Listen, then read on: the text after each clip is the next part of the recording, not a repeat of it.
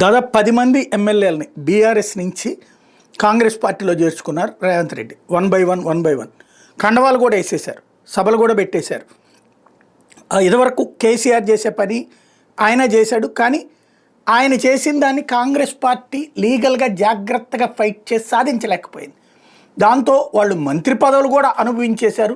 తెలుగుదేశం పార్టీలో గెలిచిన వాళ్ళు, కాంగ్రెస్ పార్టీలో గెలిచిన వాళ్ళు బీఆర్ఎస్కి పోయి రకరకాల పదవులు కూడా అనుభవించేశారు.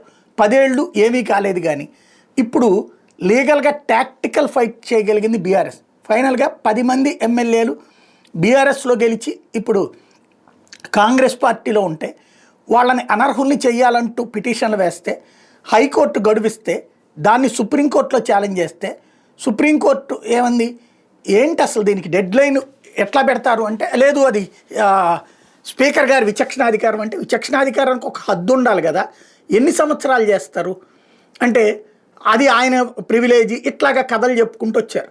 ఇప్పుడు తాజాగా సుప్రీంకోర్టు మొన్న మధ్యన వాదనలన్నీ విన్న తర్వాతన తీర్పు రిజర్వ్ చేసింది. ఇవాళ తీర్పు రిలీజ్ చేసింది. దాని ప్రకారం 3 నెలల సమయం ఇచ్చింది. 3 నెలల లోపు అనర్హత వేటుకి సంబంధించి, అంటే వాళ్ళందరినీ అనర్హత వేటు వేయమని ఆల్రెడీ స్పీకర్కి కంప్లైంట్ చేసేస్తుంది బీఆర్ఎస్.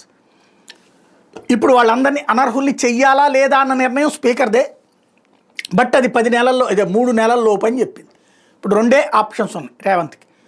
వాళ్ళ చేత రాజీనామా చేయించి ఎన్నికలకు తీసుకెళ్ళటం, లేదు వాళ్ళందరూ బీఆర్ఎస్లో లేరు అంటే వాళ్ళందరి చేతన మేము బీఆర్ఎస్లోనే ఉన్నాము కాంగ్రెస్లో లేము అని కాగితాలు రాయించుకుని తద్వారా వాళ్ళందరికీ అనర్హత లేదు, వాళ్ళు బీఆర్ఎస్ తరపునే ఉన్నారు అన్నటువంటిది నమ్మించడం.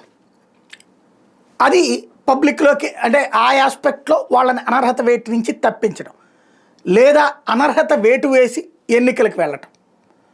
ఇందులో వాళ్ళని బీఆర్ఎస్లోనే ఉన్నారు అంటే లీగల్గా అయితే ఏ ప్రాబ్లం లేదు, నైతికంగా చండాలంగా ఉంటుంది. అదే సందర్భంలో ప్రత్యక్ష ఎన్నికలకు వాళ్ళు వెళ్ళగలిగిన దమ్ముందా అంటే శాంతం బ్యాండ్ పడిపోతుంది కాంగ్రెస్ పార్టీకి. కాబట్టి ఒకప్పుడు రాజశేఖర రెడ్డి ఆ ధైర్యం చేశాడు, టీఆర్ఎస్ నుంచి వచ్చినటువంటి వాళ్ళని రాజీనామాలు చేయించి ఎన్నికలకు వెళ్ళటం.